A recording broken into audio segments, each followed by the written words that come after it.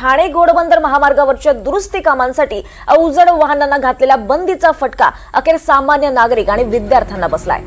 या कोंडीत शाळकरी विद्यार्थ्यांच्या तब्बल 12 बस अडकून पडल्यात। संध्याकाळी 5 वाजल्यापासून सुरू झालेल्या गोंधळात तहान भुकेने शेकडो विद्यार्थी व्याकुळ झालेत। वाहनांच्या लांब रांगा लागल्या होत्या आणि विशेष म्हणजे संपूर्ण वाहतूक व्यवस्था कोलमडलेली असतानाही एमबीबीव्हीचे वाहतूक पोलीस घटनास्थळी दिसले नाहीत।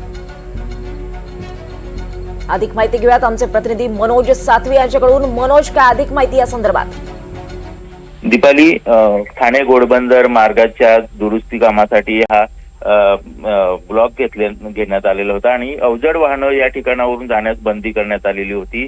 मात्र जी वाहतूक नियोजन करण्यात येतं त्या वाहतूक नियोजनामध्ये अत्यंत ढिसाळपणा होता आणि त्यामुळं या सर्वात मोठा फटका प्रवाशांना बसतोय। गेल्या 4 दिवसांपासून अनेक प्रवासी तासनतास ताटकळत राहतात। मात्र काल सुट्टी जे पिकनिकसाठी जी मुलं आलेली होती, दादरच्या एका प्रसिद्ध शाळेतली 6 बसेस होत्या आणि त्याशिवाय मालवणी येथील 6 बसेस होत्या आणि इतर शाळेच्या 4 बसेस, एवढ्या ही शाळकरी मुलं ही 5 वाजल्यापासून ट्रॅफिक मध्ये अडकलेली होती आणि त्याचा त्यांना खाण्यापिण्यासाठी पाणी नव्हतं, खाण्यासाठी काहीच नव्हतं।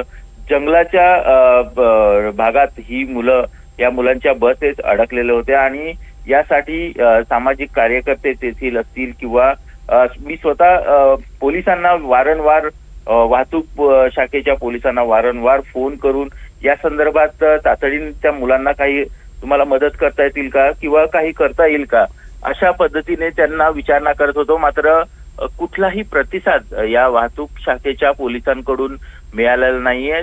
शेवटी या ठिकाणचे सामाजिक कार्यकर्ते जे सुशांत पाटील आहेत, त्यांनी त्यांच्या गावातल्या मुलांसह जाऊन या सर्व जे विद्यार्थ्यांच्या बसेस होत्या त्या रॉंग साईडने काढल्या, त्यांना पाणी आणि नाश्त्याची व्यवस्था केली आणि त्यानंतर साधारण 4:30 ते 5 वाजताच्या सुमारास या सर्व बसेस आहेत या रॉंग साईडने काढून कामन मार्गे भिवंडी आणि त्या भिवंडीला पोहोचवल्या आणि त्या ठिकाण आता सर्व ते बसेस जे आहेत ते सुखरूप 6 बसेस सुखरूप पोहोचल्याची माहिती आता 5:15 वाजता या बसेस पोहोचल्यात। अशा पद्धतीचं जे वाहतुकीचं नियोजन आहे अतिशय ढिसाळ नियोजन आणि त्यामुळं विद्यार्थ्यांना आणि इतर जे रुग्ण असतील यांना खूप मोठ्या प्रमाणात फटका बसलेला आहे। 12 तास वाहतूक कोंडीत ही विद्यार्थी आणि सामान्य प्रवासी अडकलेले होते।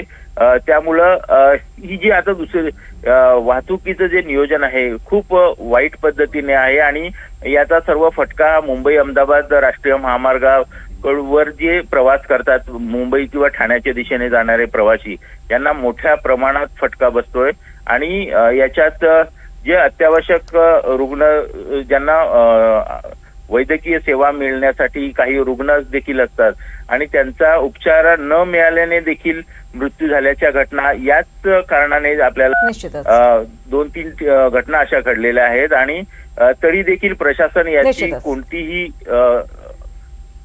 निश्चितच त्यामुळे वाहतूक कोंडीचा फटका या विद्यार्थ्यांना बसलाय। धन्यवाद मनोज या सगळ्या सविस्तर माहितीसाठी। आज मुंबई अहमदाबाद राष्ट्रीय महामार्गावर सलग 14 दिवस वाहतूक कोंडीचा सामना करावा लागत आहे। या वाहतूक कोंडीचा सामना शाळेतल्या आलेल्या विद्यार्थ्यांना करावा लागत आहे। जे सहलीसाठी आलेले होते 12 बसेस अडकल्या होत्या आणि 12 बसेस अडकल्या, त्याच्यासोबत अजून 4 बसेस अडकल्यात। त्यांना खाण्यापिण्याचे अक्षरशः हाल होते।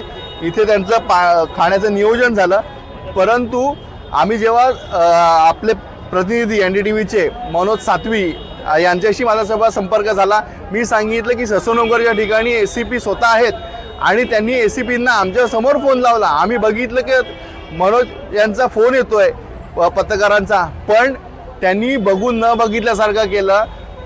ACP ट्रॅफिकचे जे ह्या प्रशासनचे आहेत ते कुठल्याही प्रकारचं पत्रकारांना रिस्पॉन्स देत नाही, त्यांची जबाबदारी झटकतात। पत्रकार स्वतः यासाठी फॉलोअप घेतात ही आश्चर्याची बाब आहे। जे काम पोलीस प्रशासनाचं आहे, विरुद्ध दिशेने जाणाऱ्या हेवी व्हेकल